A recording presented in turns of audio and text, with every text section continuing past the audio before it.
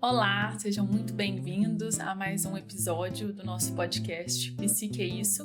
Eu sou a Brenda e eu tô aqui com o Roberto Patrus. Roberto é filósofo, psicólogo e professor. Roberto, é um prazer enorme estar com você aqui mais uma vez e hoje a gente vai conversar sobre o papel dos sonhos no conhecimento da personalidade. Fale para nós, qual é o papel do sonho no conhecimento da personalidade?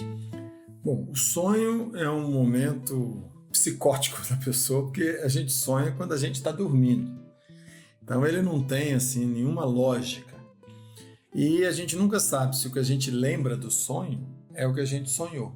A gente às vezes pode lembrar de alguns fragmentos e na hora que a gente constrói a narrativa do sonho, ela é diferente do que a gente sonhou. Eu diria que o sonho é uma produção interior, simbólica e muito rica, e que pode ser uma fonte de autoconhecimento para a pessoa. Se ela for capaz de interpretar o que ela sonhou, ela pode conferir se aquilo tem a ver com ela, ou que pista que aquilo pode dar para um problema que ela está vivendo, ou alguma informação. Mas a gente não pode dar ao sonho este poder de dizer eu sonhei, então eu sou assim. É apenas uma das muitas fontes que a gente tem de autoconhecimento. Legal. E qual é a relação entre o sonho e o diagnóstico da pessoa que sonha? É uma boa pergunta, porque o sonho não é diagnóstico. Eu sonhar com algo não quer dizer que, então eu sou assim porque eu sonhei que eu sou assim. Nós não podemos dar ao sonho este poder.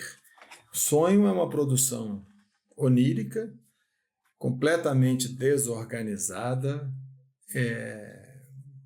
não há nenhuma lógica, quer dizer, eu posso estar voando, eu posso olhar no espelho e estar sem dentes, eu posso encontrar uma pessoa que eu lembro que é minha mulher, mas está com o cabelo que não é o da minha mulher, eu posso sonhar com uma filha e, na verdade, ser uma colega de trabalho, mas lá no sonho é filha. Então, quer dizer, não há essa lógica. É uma bagunça. É uma bagunça. Né? Tive um sonho muito doido. Assim, como se todos os sonhos não fossem doidos. Todo sonho é doido. Então, a gente interpreta e vê a utilidade daquela interpretação para a nossa vida. Mas não tem nada a ver com diagnóstico. Se a pessoa achar que sonhei, por isso eu vou fazer isso, é uma ilusão. Sonho não diz respeito ao seu diagnóstico. Diz respeito a um momento que você sonhou. Então você não interpreta você interpreta o sonho que você teve. Então o sonho ele dá algumas pistas pra gente, mas a gente não pode colocar um poder enorme nessas pistas. Quem é a última palavra para dizer a respeito do seu sonho não é o sonho, é você. Sempre que a gente trabalha com psicologia, existem multiplicidades de abordagens psicológicas. Quando eu estudei psicologia, eu entrei para o curso, eu já tinha feito 2 anos de filosofia. E quando você começa a entrar nas disciplinas de psicologia mesmo, lá para o 5º período em diante, eu já tinha concluído o meu curso de filosofia e eu comecei a estudar filosofia mais porque eu comecei a dar aula de filosofia logo que eu comecei a formar. Eu dava aula na Católica e num colégio de ensino médio, o Marista, aqui de Belo Horizonte. Então, quando você estuda psicologia com uma base filosófica, você vai perceber que existem 2 grandes grupos na psicologia. Um grupo que hoje a psicanálise representa esse grupo com maior força, que considera que tudo depende de como você pensa a realidade. E um outro grupo mais realista, e aí a terapia comportamental representa esse grupo com mais força, né? No meu tempo se chamava behaviorismo, né? Hoje chama de terapia cognitivo-comportamental, né? TCC, né? Que considera que a realidade determina mais você do que o seu pensamento. Então, vamos dizer assim, um exemplo da primeira abordagem, mais mentalista, mais abstrata. Eu sinto na minha vida que minha mãe me rejeitou. Acho que ela não gosta de mim, acho que quem gosta de mim... Ninguém gosta de mim, na verdade, né? Minha mãe sempre preferiu meus irmãos, nunca gostou de mim, e é assim que eu organizo, idealizo, né? No sentido de pensar a minha experiência infantil. Quando eu tenho uma abordagem mentalista e eu descubro no meu processo que a minha mãe, ao ter 6 filhos, não tinha tempo para me dar atenção, e como eu era mais desenvolto, eu me virava, ela teve que dar atenção a quem era menor ou quem precisava de mais atenção, e que ela precisava trabalhar para dar um bom sustento para a família, etc., eu começo a corrigir a minha ideia de que minha mãe me rejeitou. E aí eu construo um novo insight, assim, um novo pensamento sobre mim, e penso assim, não foi a minha mãe que me rejeitou, fui eu que me senti rejeitado, porque eu não tive a atenção que eu queria. E não tive essa atenção porque minha mãe precisou dedicar mais atenção a quem mais precisava e porque ela precisava trabalhar mais do que eu gostaria que ela trabalhasse. Ao reformular o meu pensamento, eu mudei completamente o que eu penso da minha mãe. Então, em vez dela ser a pessoa que me abandonou, eu reconsidero o objeto mãe e fico em paz com ela e a vejo de outra maneira. Isso tudo aconteceu na minha mente. Então, olha a importância da mente. Uhum. Quando você vai para uma experiência cujo foco é mais a realidade e não o seu pensamento, você estuda os impactos, os estímulos que você recebeu e como que você respondeu a esses estímulos. Claro, o estímulo, quando chega, encontra um aparelho cognitivo que processa esses estímulos e que processa a resposta. Mas você vai atuar basicamente para que o ambiente em que você esteja não te rejeite. Ou seja, para que a sua relação com a sua mãe promova uma resposta para que ela dê a atenção que você deseja. Afinal, ela não tem que descobrir que você está se sentindo abandonado ou rejeitado. Então, vai ser muito mais operativo. Se você quer a atenção, aprenda a pedir, aprenda a se comunicar, aprenda a se fazer presente para você ter a atenção que você quer. Ora, eu, na minha experiência de estudante, concordava com a visão mentalista e com a visão realista. A gente precisa das duas. Porque as duas funcionam. O grande equívoco das ciências humanas e das ciências sociais, e aí não é só a psicologia, isso acontece na política, isso acontece na sociologia, isso acontece em qualquer abordagem, no direito, né? Os que são mais realistas, vale a letra da lei, e os que são mais mentalistas, vale a interpretação e o espírito das leis. O conflito ele existe em todas as áreas de ciências sociais e humanas. Essas duas abordagens não conversam entre si. Quando eu estudei a TAF, né, a abordagem analítico-fenomenológica existencial, e eu vi que ela tinha uma base mentalista e uma base realista, que não era nenhum nem outro, mas eram os dois organizados de formas coerentes, aí eu entendi. O sonho, ele vem para a abordagem analítico-fenomenológica existencial por uma contribuição das abordagens mentalistas. O Freud tem um livro que se chama A Interpretação dos Sonhos. Então, o sonho está na nossa mente. Se você pensar que o sonho está na mente e não considerar a realidade, ele passa a ter um poder muito grande.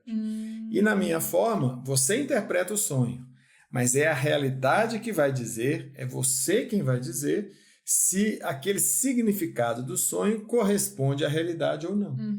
E pode acontecer de você interpretar o seu próprio sonho e pensar, poxa, será que eu estou assim ou assado? Não estou não. Não tem nada a ver comigo. Pode ser que você descubra o significado do sonho lá na frente. Agora eu entendi aquele sonho. Pode ser que a realidade mude a sua interpretação. pode ser que a realidade mostre que você não tinha entendido, que você não percebeu, na hora que você passou a perceber, mas você não dá ao sonho a autoridade de dizer quem você é. É a realidade, o seu pensamento, que vai permitir a você conferir se aquele significado bate ou não. Você vê que tem uma base mentalista e uma base realista.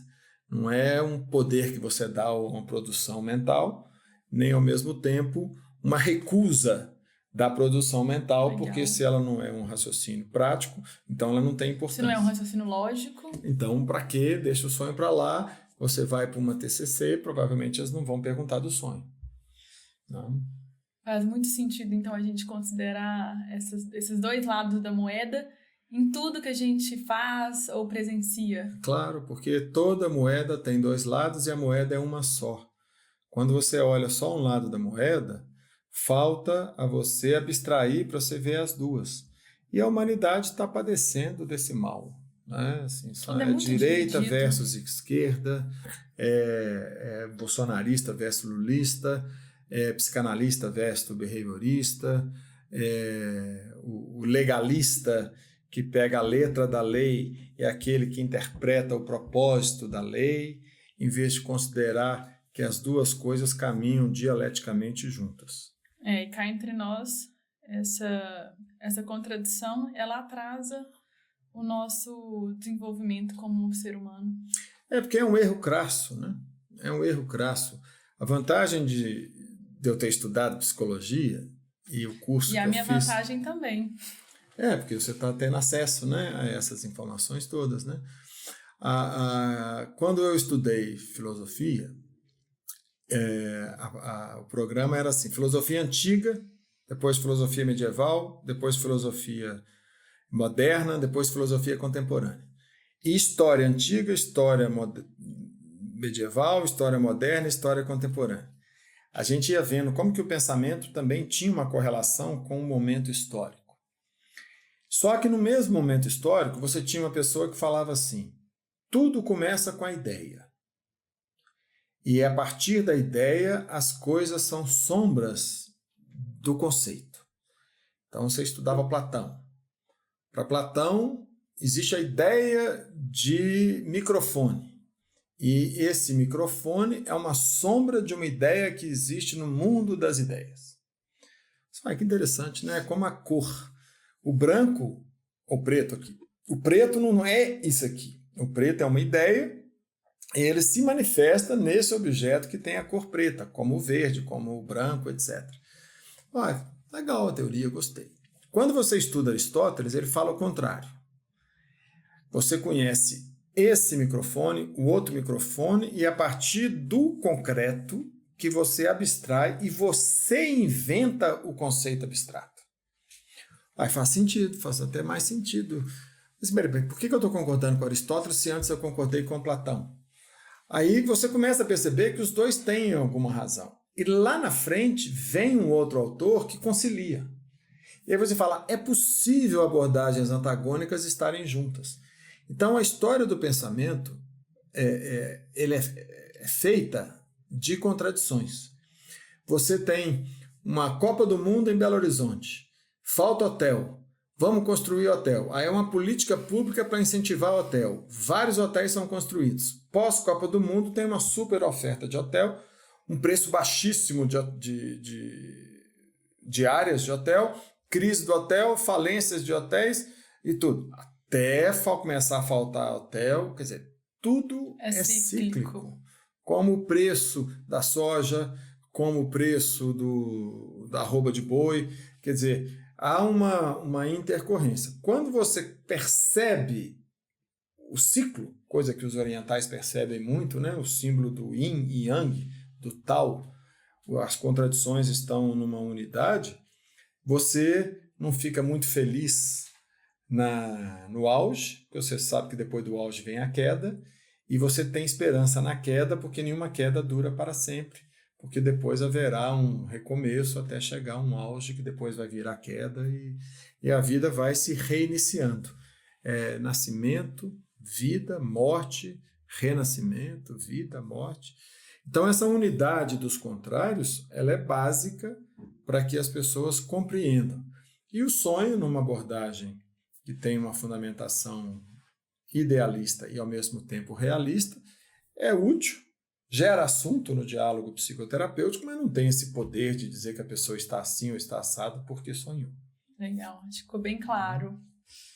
Então, a gente vai finalizar esse episódio sobre a interpretação dos sonhos na nossa personalidade. E o nosso próximo, a gente vai falar sobre a interpretação do sonho, como a gente interpreta.